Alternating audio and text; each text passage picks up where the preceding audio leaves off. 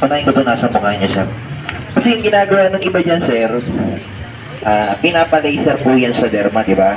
So ito, bibigyan ko lang po kayo ng idea kung gaano kasimple tinatanggal, ha? Bulak na yung gagamitin niya, sir, baby logi. Tapos papasuin nyo lang siya neto. So ibababad lang natin siya sa whites.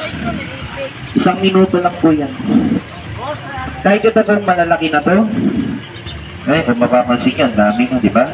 Kasi nakukuha po yan sa cholesterol, sa lahi, doon po siya nanggagaling.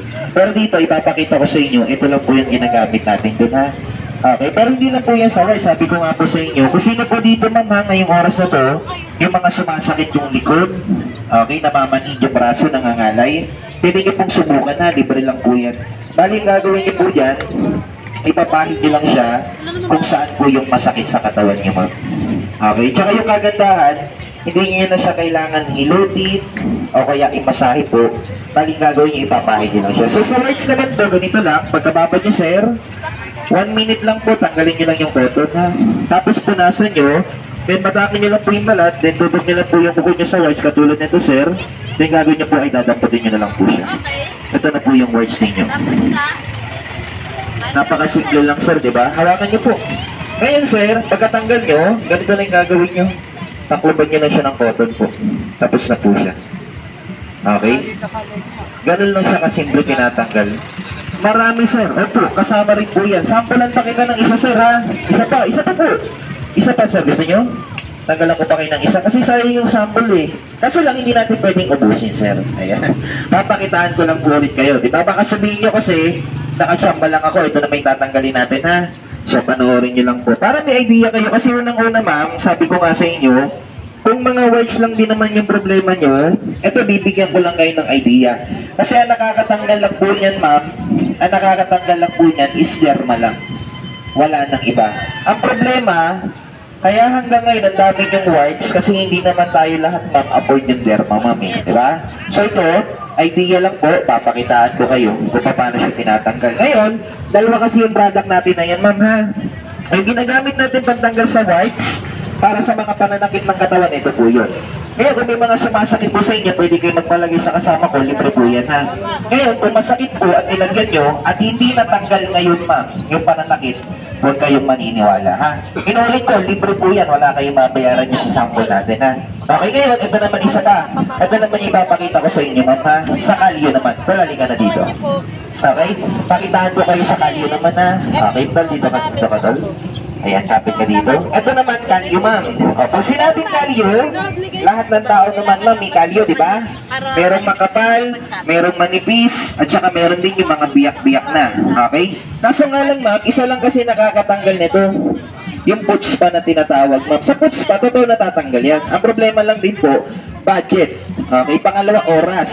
Diba? So ito, binabad ko lang siya ng gamot na to. So ang babad nito, dapat kung kayang gagawa, 15 minutes po para ubos na ubos na. Pero ito ginawa ko, 5 minuto lang po ito. Punasan nyo po ng tuyo, katulad nito. So ito mama, bibigyan ko lang kayo ng idea, ha. Pero yung mga hinahanap ko po dito sa ng kalyo, maglabas kayo, yun talagang mga biyak-biyak na. Yun yung magandang masampulan dito.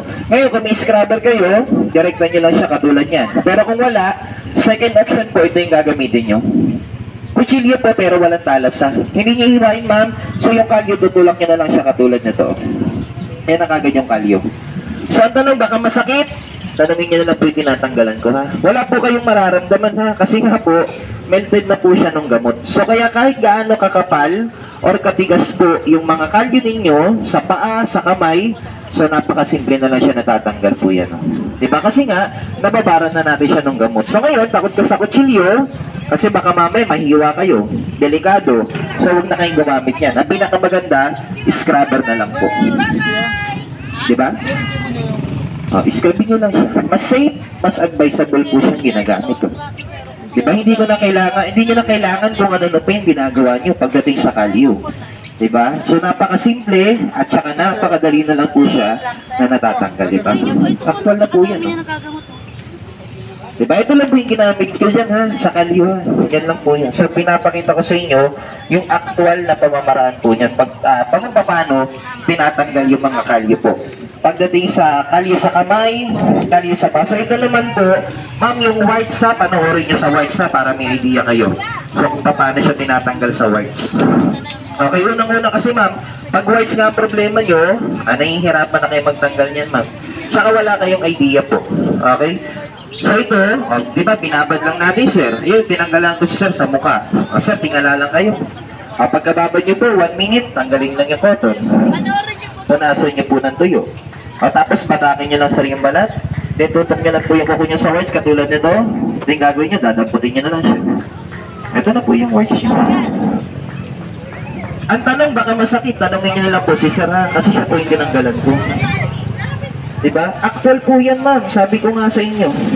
Ipapalaser nyo sa derma. Oo, matatanggal yan sa derma kasi derma yun eh. Ang problema, magkano po yung kakailanganin yung budget. So ito, binibigyan ko lang kayo ng idea. Ito lang po yung ginagamit natin doon. Pero sabi ko sa inyo ma'am, hindi lang yan sa works ha. Ngayon, kung sino po sa inyo yung mga sumasakit yung likod, namamanhid, nangangalay, kasi i-surgical natin ulit. Okay, isa relax ka lang po. Talagyan natin tape, di ba? Okay? Yung mga namamanhid, nangingimay, nangangalay, ma'am, maglagay kayo nito. Lalo na yung mga frozen shoulder, ha? Yun po sana yung mga hinahanap ko dito. Pag yung mga braso tinataas, masasakit na, subukan nyo pong ilagay yan. Ngayon, pag hindi kayo guminhawa, huwag kayo maniniwala.